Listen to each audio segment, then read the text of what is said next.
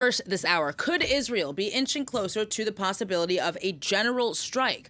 Well, on Monday, the Knesset, as expected, approved a key part of Benjamin Netanyahu's divisive judicial overhaul, curbing judges' right to rule on whether or not a government decision is reasonable.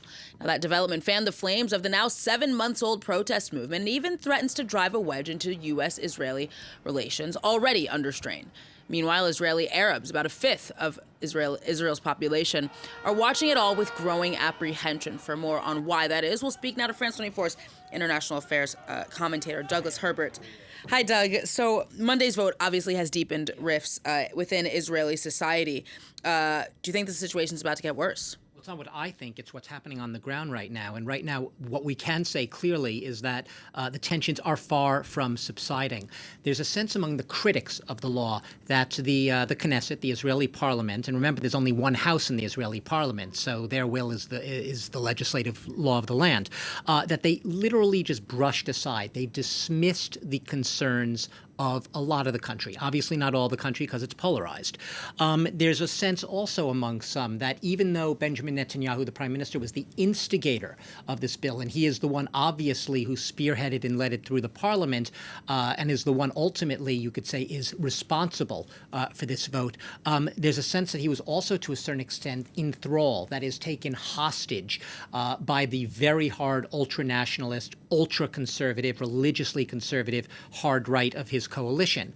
And so the question remaining right now, to what extent does he actually control things? I mean, you know, the metaphor of him going in to get a pacemaker fitted just as this was reaching a climax, that sort of lent to the sense of, is the prime minister truly in control of his own government? As far as whether lighting a fuse under Israeli society, that's exactly what's happened. Israeli Medical Association, they represent about 95% of doctors in Israel. They're threatening a 24-hour walkout. We've already spoken a lot about the estimated 10,000 Israeli military reservists, many of them also reservists for the Air Force. This is seen by a lot of generals, military people, as a potential threat to Israel's, military capability, its defense capability.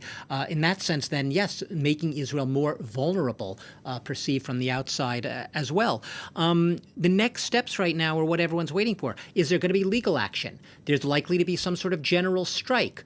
There's likely to be some sort of perhaps follow-up move in the Supreme Court itself. And there's likely to be a lot of, right now, finger-pointing and mutual recrimination across all sectors of society, with everyone sort of seeking scapegoats in this, and everyone basically right now, a lot of people, especially the critics of this law, feeling a little bit powerless and determined to show that they are not about to just sort of give up the fight. So can the Supreme Court challenge Parliament's vote curtailing its power? In other words, do you think that the judges, is it too late for the judges to act to override the will of the lawmakers? The short, easiest answer to that question is no, it's not too late. Can it act to challenge this vote against its own power? Yes, it can. But that comes with a lot of asterisks, right? A lot of little caveats there. The reason being is that while technically, you're absolutely right, it could try to move to strike down the law. Remember, the law that it's striking down has to do with reasonableness. That is, if it deems that legislation passed by the government or the Israeli cabinet is not reasonable, it was able to overrule that decision. It was significant because in Israel, you really only had that dialectic between that sort of back and forth between the legislative and the Supreme Court. They don't have a U.S.-style, say, checks and balance system with a legislative, an executive, and a judiciary all checking, supposedly, and balancing one another. You literally, the only game in town to check the legislature was essentially the Supreme Court. So if it's defanged in this way, you could say that it's not helpless. It still has other tools at its disposal, but it does leave it in a much more weakened, vulnerable position and gives the government freer rein to basically get its will done legislatively. So what it could do is it could strike down the law. It can act to narrowly interpret the law. That is, okay, it accepts the vote, but it takes the most narrow interpretation because there are other tools, like I said, at its disposal beyond reasonableness that it could also use perhaps to overrule, override, to nullify decisions passed by the government. And finally, it could sit there and just ignore it. It could do nothing. And some people say that that would be the safest course because it doesn't, right? Law and politics are already so enmeshed. They're so entangled in Israel. So by sort of staying aside and staying aloof. The Supreme Court sits there, we're just going to ignore it. We're not going to strike it down. We're not going to actively go against it, support it, anything.